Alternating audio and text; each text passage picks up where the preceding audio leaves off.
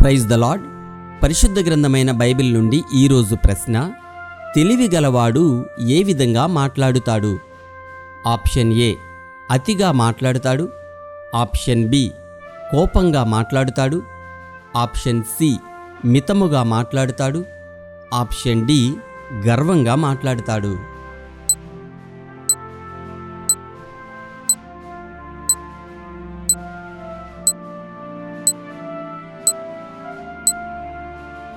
సరి అయిన జవాబు మితముగా మాట్లాడుతాడు. మితముగా మాట్లాడువాడు తెలివిగలవాడు, శాంతగుణము గలవాడు, వివేకము గలవాడు. ఇది సామెతల గ్రంథము 17వ అధ్యాయము 27వ వచనములో వ్రాయబడి ఉన్నది.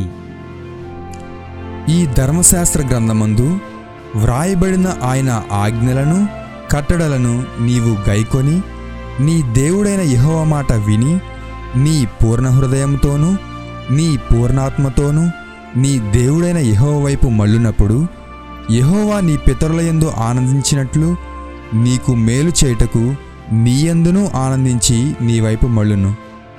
నేడు నేను నీకాజ్ఞాపించు ఈ ధర్మమును గ్రహించుట నీకు కఠినమైనది కాదు, దూరమైనది కాదు.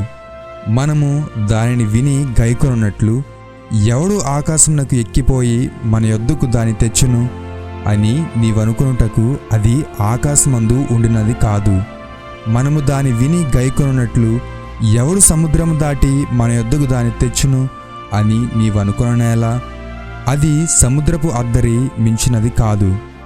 నీవు దానిని అనుసరించుటకు ఆ మాట నీకు బహు సమీపంగానున్నది, నీ హృదయమున నీ నోటనున్నది. ద్వితీయోపదేశకాండము 30వ అధ్యాయము 10 నుండి 14వ వచనం వరకు. Have a nice day.